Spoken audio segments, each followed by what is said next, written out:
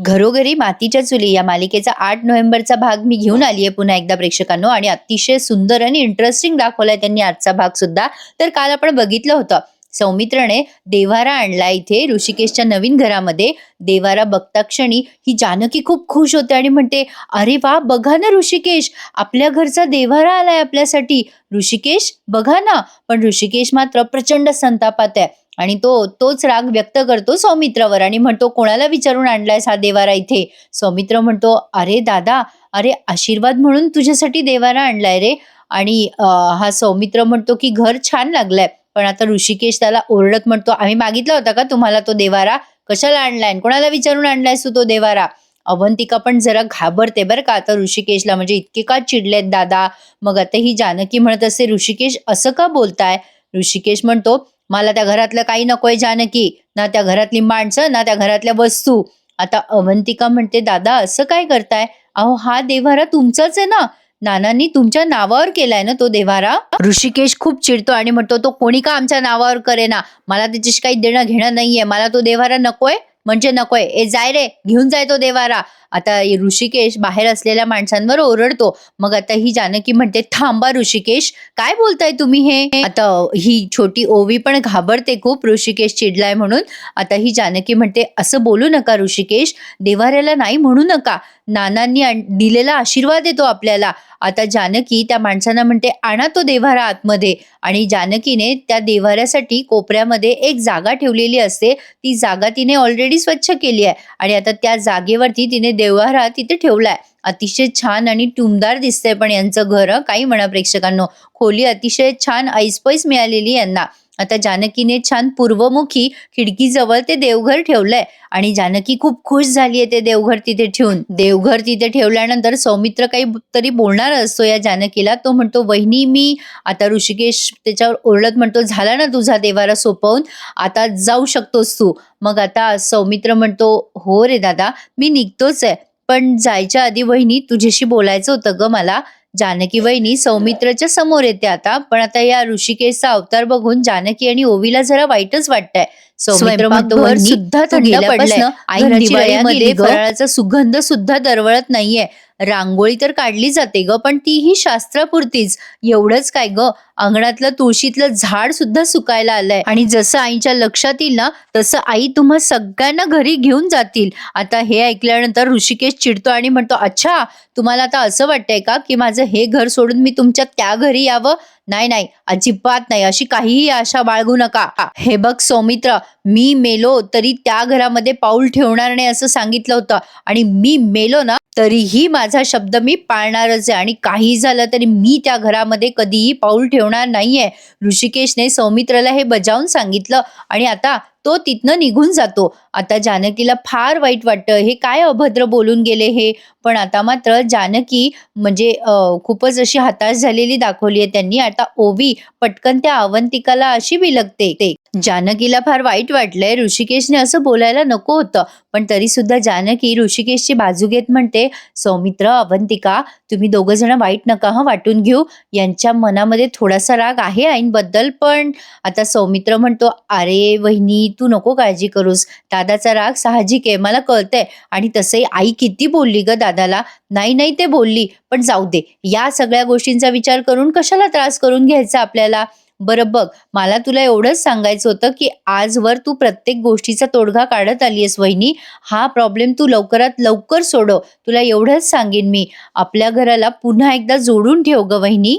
आपल्या घराला तू पुन्हा एकदा जोडशील अशी आशा आहे मला. येतो, असं म्हणून त्याने आता ह्या ओवीला छान मिठी मारली आहे आणि तिला बाय करतो छान तिचा गोडगोड पापा घेऊन.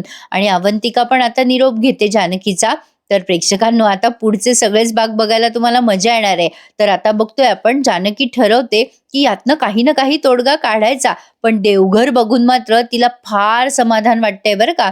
आता इकडे सुमित्राताई आलेल्या असतात टेन्शनमध्ये. त्यांना पण देवघराची फार आठवण येत असते. आणि सौमित्र जे काही बोलला की नानांनी ऋषिकेश दादाच्या नावावर देव्हारा केलेला आहे, त्यामुळे तू तो देव्हारा असा घरात ठेवू शकत नाहीस, तो मी दादाला नेऊन देणारच. आता हे सगळं आठवून आठवून त्या असतात रडत. मग आता तेवढ्यात तिथे ती ऐश्वर्या येते बरं का आणि म्हणते, काय हो आई, काय झालं? आता त्या त्या खोलीला बघतायत सारखं, ते रिकामं रिकामं दिसून त्यांना कसं तरी होत असतं. आता ऐश्वर्या म्हणते, आई काय झालं? एवढा काय विचार करताय तुम्ही आणि उदास का बसलात तिथे?" आता या सुमित्राताई म्हणतात, "बघ ना बाई ऐश्वर्या, आपल्या घरातलं देवघर रिकामं झालं गं." ऐश्वर्या म्हणते, "ठीक आहे ना आई, देवाराच तर गेलाय. त्याचं काय एवढं टेन्शन घेताय तुम्ही? मी तुमच्यासाठी एक छान सरप्राईज आणलंय. चला ना, चला बाहेर, मी दाखवते तुम्हाला." आता या सुमित्राताई म्हणतात, "काय आणलंयस एवढं?" आता ऐश्वर्या त्यांचा हात धरते आणि म्हणते, "चला ना माझ्यासोबत प्लीज." आणि त्यांचा हात धरून ती पुन्हा एकदा त्या सुमित्राताईंना देवघराच्या खोलीमध्ये आणते आणि म्हणते, "बघा सरप्राईज, कसा वाटला नवीन देव्हारा?" आता तो देव्हारा बघून सुमित्राताईंना काही विशेष आवडलेलं नाहीये ते असं दिसतंय. कारण त्या बघतात त्या देव्हाऱ्याकडे आणि म्हणतात, "अगं बाई, हा देव्हारा कसं काय आला इथे?" मग आता लगेच आजीबाई येतात मागून आणि म्हणतात, "ऐश्वर्याच्या बाबाने भेट म्हणून दिलाय देव्हारा. सौमित्र घेऊन गेला ना जुना देव्हारा. बघ या गुंडीला किती काळजी आहे. लगेच तिने संगमरवरी देवघराची सोय केली हो." सुमित्राताईंच्या चेहऱ्यावरनं तरी वाटते की त्यांना हे नवीन देवघर काही आवडलेलं नाहीये. आता त्या नुसत्या म्हणतात, "पण हा देव्हारा." आता बघा आजीबाईंना काय आनंद झालाय. आजीबाईचं कॅरेक्टर भारी घेतलंय त्यांनी. आता या सुमित्राताई म्हणतात, "अगं पण जुना देव्हारा." लगेच ऐश्वर्या म्हणते, "अहो आई, तो जुना देव्हारा कसा होता? लाकडी होता ना तो आणि तसेही त्याची अवस्था फार वाईट होती. आता तुटतो का मग तुटतो असं झालं होतं त्याचं. नाही, आता हा नवीन देव्हारा आहे ना, आता तुम्ही काळजी करू नका. सगळ्यात महत्त्वाचं म्हणजे जे गेलंय त्याची विचार करू नका आणि जे गेलेत त्यांचाही विचार करू नका. द्या सोडून सगळं." पण आता या सुमित्राताई काही न बोलता तिथून निघून जातात. आजी म्हणत असतात जाताना त्यांना, "बघ, बघ तुझ्या सुनेला किती काळजी आहे तुझी." पण सुमित्राताईंना ते काही फारसं आवडलेलं नाहीये. आता गुलाब आलाय नवीन घरी यांच्या आणि म्हणतो कसा, "अरे बापरे! वहिनी साहेब, तुम्ही या घराचा कायापालटच केला." आता ही जानकी त्याला खुर्ची देत असते बसायला, तेव्हा गुलाब म्हणतो, "राहू द्या हो खुर्ची-बिर्ची, मी खाली बसतो की वहिनी." आता जानकी म्हणते, "गुलाब दादा, सगुणा कशी आहे?" आता हा गुलाब म्हणतो, "मजेत आहे." मग जानकी म्हणते, "घरचे कसे आहेत ओ सगळे आपले?" मग आता गुलाबदादा म्हणतात, "बरेच सगळे, पण दरवर्षी जशी दिवाळीची मजा असते ना, तसं काही नाहीये. जरा गोंधळच सुरू आहे." आता ही जानकी म्हणते, "गोंधळ सुरू आहे म्हणजे?" आता गुलाब म्हणतो, "अहो म्हणजे दिवाळी जवळ आली आहे, फराळाचा काही पत्ता नाही. आईसाहेबांना किती टेन्शन असतं माहिती आहे ना तुम्हाला. काय माहीत आता रणदिव्यांची दिवाळी कशी साजरी होते यावर्षी." जानकी आता तो विचार करून भलं मोठं सामान लिहिते. गुलाब म्हणतो, "काय लिहिताय तुम्ही?" जानकी म्हणते, "अरे गुलाब, फराळ करायचं ना आपल्याला, त्याचं साहित्य लिहिते." "गुलाबदादा, माझं एक काम कराल का? हे बाहेर गेलेत आणि मला घरातली खूप कामं आहेत. हे एवढं बाजारातनं मला आणून द्याल का?" आता तिने कपाटातनं पैसे दिलेत गुलाबला आणि ते सामान आणायला सांगितलंय. गुलाब म्हणतो, "आणतो की वहिनी साहेब, मला काय, हुकूम सोडा." गुलाबने भली मोठी लिस्ट ती वाचली आहे जानकीची. 2 किलो तूप, 3 किलो पोहे, अरे बापरे! 2 किलो खोबरं. "अरे काय आहे वहिनी साहेब, लई जास्त होईल ते. तुम्ही तिघच माणसं आहे ना." जानकी म्हणते, "माहिती मला, तुम्ही सामान तर आणून द्या, हे पैसे घ्या." गुलाब म्हणतो, "पैसे नको वहिनी." जानकी म्हणते, "नको म्हणजे काय? गपचूप घ्या पैसे." आता गुलाब म्हणतो, "बरं दादासाहेब येणार आहेत ना?" मग आता ही जानकी म्हणते, "येतीलच. काही लागलं तर मला फोन करा हं." आता गुलाब म्हणतो, "येतो मी." आता गुलाब जेव्हा जात असतो तेव्हा ओवी त्याला टक्कर देते आणि आता नाचत नाचतच घरात येते आणि विचारते जानकीला, "आई, आपल्याला आकाशदिवा बाहेरून विकत आणावा लागेल ना? कपडे आणि फटाके आणले आम्ही, पण आता आकाशकंदील घ्यायचा राहिलाय बघ. चल ना, जाऊ ना आपण." आता ही जानकी म्हणते, "दरवर्षी आपण घरी बनवतो ना कंदील?" मग आता ही ओवी म्हणते, "हो, बनवतो घरी." पण आता ही जानकी म्हणते, "मग आता घरीच बनवायचं आहे आपल्याला कंदील." मग आता तो ऋषिकेश आलाय बरं का बाहेरून आणि या ओवीचं बोलणं ऐकतो आणि त्याला जरा हर्ट फील होतं. आता ती ओवी म्हणत असते, की "आपण दरवर्षी घरीच बनवतो कंदील, पण तेव्हा सगळे असतात. आजी, नाना-आजोबा, पणजी-आजी, सारंग काका, पण आता कोणीच नाहीये. आपण काय तिघांनीच बनवायचा का आकाश कंदील?" ऋषिकेशला बघते जानकी दारात आणि त्याला म्हणते, "अहो आलात तुम्ही, बरं झालं.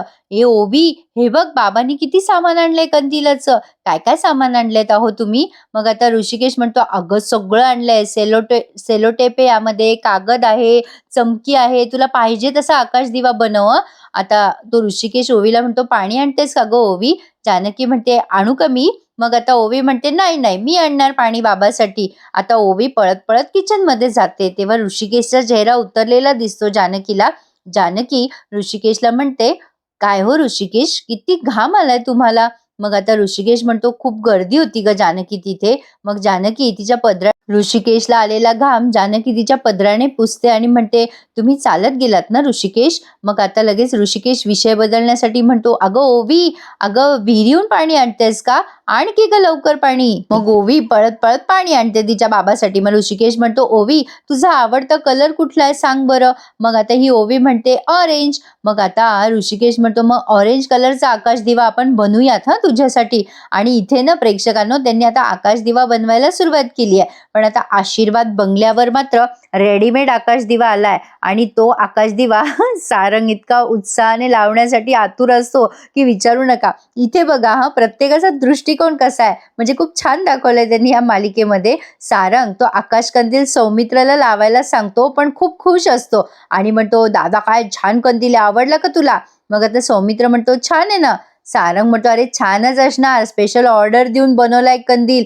अरे पुरल्या गावामध्ये असा कंदील कोणाकडे नसेल, असा असेल पण ही नक्षी खालच्या झिरमिऱ्या हे सगळं नसेल कोणाकडं.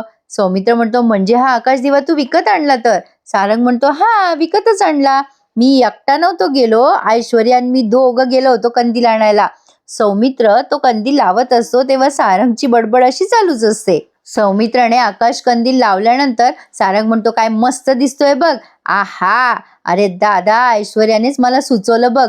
म्हणजे आपण नेहमीच घरी बनवतो कंदील, बाहेरून कंदील आणूया, म्हणजे जे गरीब कंदील विक्रेत्याचा फायदा होईल आणि त्याची दिवाळी एकदम आनंदाची होऊन जाईल. सौमित्र म्हणतो, काय मोठं मन आहे रे तुझ्या बायकोचा. आता तो त्याला टोमणे मारतोय बरं का, आणि याला येड्याला वाटतंय की काय कौतुक करतोय आपल्या बायकोचं. सारंग म्हणतो, हो ना, मला पण तेच सेम सेम वाटलं रे. सारंग पुढे सौमित्राला सांगत असतो, अरे आम्ही गावातून दोघं जण असे जात होतो ना, तर गावातली सगळी लोक आमच्या दोघांकडेच बघत होती. असलं भारी वाटत होतं बघ मला. आता सौमित्र काय म्हणतो बघा, त्याला टोमणा मारतो त्याला तो आणि म्हणतो, काय आहे ना सारंग, गावातली लोक बघत असतील कारण रणदिवे हे रणदिवे राहिले नाही असं लोकांना लक्षात येत आहे ना. त्यांचे स्पेशल सण आता स्पेशल नाही राहिले, हे रणदिवे अगदी आपल्यासारखे झालेत, म्हणून बघत असतील ले लोक तुझ्याकडे. सारंग म्हणतो, मला काही कळलं नाही रे तुझं बोलणं, काय म्हणतोयस तू दादा? सौमित्र म्हणतो, जानकी वहिनी होती सारंग तेव्हा ती घरी बनवायची रे कंदील, अगदी पत्रिकेपासनं, म्हणजे आईच्या खणांपासनं, अगदी ओटीच्या खणांपासनं, आईच्या टाकून देण्याच्या साड्यापासनं, लग्नाच्या पत्रिकेपासनं. तुला आठवतं एके वर्षी तिने काचेच्या तुकड्यापासनं कंदील बनवला होता, कोलाज केलेला कंदील, आठवतं का तुला? अख्खं गाव आलं होतं तो कंदील बघायला. शेवटी दिवाळी काय आणि जानकी वहिनी काय, दोन्हीही माणसांना जोडून ठेवायच्या ना रे. असो, आपण काय बाहेरच्यांसारखा बाहेरूनच कंदील आणलाय, त्यामुळे दिवाळी पहिल्यासारखी नसेल. जानकी वहिनी नव्हती तर तू तरी बनवायचा ना रे कंदील. आता सारंग म्हणतो, मला नव्हता येळ यावर्षी कंदील बनवायला. असं म्हणून तो आता तो स्टूल उचलत असतो. अवंतिका येत म्हणते, अरे वा काय सुंदर आहे कंदील. सारंग म्हणतो, आवडला ना कंदील? अवंतिका म्हणते, एकच नंबर आहे, पण अरे सौमित्र मला ना मुंबईला जावं लागणार आहे रे. सारंग म्हणतो, वहिनी मुंबईला दिवाळीत? अरे का बरं? आता ही अवंतिका म्हणते, इम्पॉर्टंट केस आली आहे, मला जावंच लागेल, पण मी लक्ष्मीपूजनाच्या आधी येईल हा सौमित्र. सौमित्र म्हणतो, अगं अवंतिका पण दिवाळी आहे ना. अवंतिका म्हणते, सॉरी रे सौमित्र, मला जावंच लागेल रे, माझ्याकडे पर्यायच नाहीये. मग आता या सुमित्राताई येतात बाहेर आणि म्हणतात, अरे वा काय छान लावलाय आकाश कंदील, झोकातच बसलाय की. पण काय झालं, तुम्हा सगळ्यांचे चेहरे असे का पडलेत? आता हा सौमित्र म्हणतो, काही नाही ग आई, हिला मुंबईसाठी, सॉरी म्हणजे एका केससाठी मुंबईला जावं लागणार आहे. मग आता या सुमित्राताई म्हणतात अवंतिकाला, अगं अवंतिका पण दिवाळी आहे ना. अवंतिका म्हणते, हो ना आई, पण मला नाही टाळता येणार, जाव तर लागणारच आहे. आता सुमित्राताई म्हणतात, मग काय बोलणार बाई, इतका मोठा सण आहे, नवऱ्याला मनातून वाटतच असेल ना की बायकोने घरात थांबावं, नाही सुनांनी नटावं, हसावं, खेळावं, असं घराला पण वाटतं. घर कसं लेकी आणि सुनाने नटलेलं असावं. आता ही अवंतिका सुमित्रा त्यांना टोमणा मारते आणि म्हणते, आई तुम्हाला जर असं वाटत असतं ना तर तुम्ही जानकी वहिनींना घराबाहेर काढलंच नसतं. आता तिचं वाक्य पूर्ण होऊ न देता हा सौमित्र तिचा हात जोरात दाबतो आणि ते सुमित्रा त्यांच्या लक्षात येतं. आता अवंतिका या ऐश्वर्याकडे रागाने बघायला लागते, पण आता ऐश्वर्या या गोष्टीचा फायदा घेते आणि म्हणते, आई अहो जाऊ द्या ना, हिला जायचंय तर, एवढं काय त्यात, मी आहे ना इथे, मी करेल सगळं, आपण आहोत ना सगळेजण, म्हणजे तसंही शेवटी आपलं घर आहे हे. आता लगेच सारंग बघायला लागतो ऐश्वर्याकडे. मग या सुमित्राताई म्हणतात, नाही घर अवंतिकाचं सुद्धा आहे. असं बोलल्यानंतर आता लगेच ऐश्वर्याचं तोंड पडतं. मग आता त्या म्हणतात, मला असं वाटलं होतं अगं आज आकाश कंदील लागला, दिवाळी सुरू झाली, म्हणजे घरामध्ये बेसन भाजण्याचा वास येईल, चिवड्याची तयारी सुरू होईल, शेंगदाणे तळलेले, खोबरं तळलेलं सगळेजण खातील, पितील आणि मज्जा करतील. बरं ठीक आहे, काम आहे म्हटल्यावर जावं तर लागेलच ना तुला, काही हरकत नाहीये, तू जा. पण ही सुद्धा चालली म्हणल्यावर दिवाळीचा फराळ, दिवाची सगळी म्हणजे रोषणाई, तोरणं सगळंच राहिलंय गं बाई. कोण करणार हे सगळं? आता यांना पडला प्रश्न बरं का. ऐश्वर्या लगेच म्हणते, "आई तुम्ही कशाला काळजी करताय? मी सगळं करेल ना. रांगोळी काढेन, दिवे लावेल, अगदी फराळही करेल. तुम्ही कशाला टेन्शन घेताय? जाऊ द्या ना हिला. जा ग जा." अवंतिका सुमित्राताई म्हणतात, "बरं आता काय बोलू बाई मी? जा हं अवंतिका, पण लक्ष्मी पूजनापर्यंत परत ये हं." अवंतिका म्हणते, "हो आई, अगदी चालेल. थँक यू हं." असं म्हणून ती आता या सुमित्राताईंना नमस्कार करते आणि तिची बॅग भरायला घेते. मग आता ती आतमध्ये गेल्यानंतर म्हणजे सौमित्रा आणि ती तिच्या खोलीत निघून जातात. सुमित्राताई या सारंगला म्हणतात, "सारंग जरा कोमट पाणी घे बरं. यांना जरा औषधं द्यायची आहेत." आता हे सगळेजण गेल्यानंतर ऐश्वर्या मनाशी बडबड करते नेहमीप्रमाणे आणि म्हणते, "अरे वा, देव सुद्धा आता माझ्या फेवरमध्ये आहे. या घरामध्ये मी आणलेलाच कंदील लागणार, फटाके पण मीच फोडणार आणि या फटाक्यांच्या धुरामध्ये रणदिवेचा आणि या सुमित्राचा सगळा धूर धूर राहिली सायली ही अवंतिका, हिला इथून कटवायला मला असं कितीसा वेळ लागणार आहे, सोपं आहे ते काम. आता रणदिव्यांची सगळ्यात बेस्ट सून मीच ठरणार." ऐश्वर्या असं मनोमन ठरवते. पण आता इकडे बघा, ऋषिकेश आणि जानकी आणि ओवी तिघेही मिळून तो आकाश कंदील बनवतात आणि आता ते बनवत असताना पुन्हा त्यांनी एक छोटंसं गाणं ऐकवलंय या मालिकेचं शीर्षक गीत. आणि आता सगळा दिवा बनवून झाल्यावर ओवी आता तो आकाश कंदील अगदी थाटात मिरवत असते आणि प्रेक्षकांनो इथे गाणं त्यांनी ते लावलंय बरं का, "तू चाल पुढं तुला रे गड्या भीती कशाची." आता गुलाब येतो आणि त्या आकाश दिव्याचं खूप कौतुक गुलाब म्हणतो, "बघू ओवीताई, काय छान आणलाय हो कंदील, विकत आणल्यागतच वाटायलाय, मस्त बनवला तुम्ही कंदील." आता तो जानकीला म्हणतो, "जानकीताई सगळं सामान आणलं मी, हे तेल हाय, हे तूप हाय, बेसन हाय." आता ते सगळं सामान चेक करते जानकी. आणि आता हा ऋषिकेश म्हणतो, "बाबा बाबा काय हे जानकी, अगं एवढं सगळं सामान, हे तर 3-4 वर्षाच्या दिवाळीचा फराळ होईल आपल्या तिघांसाठी." जानकी म्हणते, "ऋषिकेश तुम्हाला कुठलं डिपार्टमेंट दिलंय मी?" ओवी म्हणते, "बाबाला लाइटिंगचं डिपार्टमेंट दिलंय आई, तू डेकोरेशन अँड लाइटिंग." मग जानकी म्हणते, "फराळाचं डिपार्टमेंट माझं आहे की नाही, आता हा सगळा फराळ मी जानकी त्या सामानाची जड पिशवी उचलतच म्हणते, "मी माझा फराळ बघते, तुम्ही तुमचं डेकोरेशन बघा."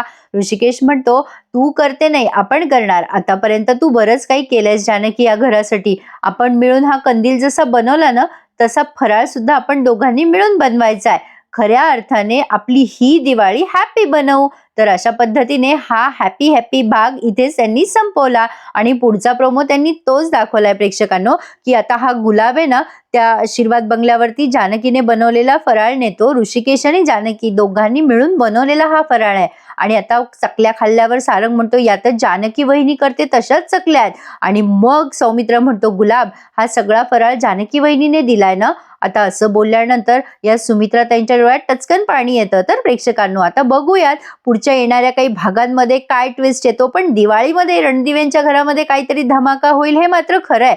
आता या ऐश्वर्याला काही फराळाचं बनवता येत नाही, नुसता पोपटपंची करता येते तिला. बघूयात प्रेक्षकांनो, घरोघरी मातीच्या चुली या मालिकेमध्ये पुढे काय घडतंय. उद्या सकाळी भेटूयात पुन्हा एकदा या मालिकेच्या नवीन रिव्ह्यू सहित. तोपर्यंत चॅनलला सबस्क्राईब करून ठेवा. धन्यवाद.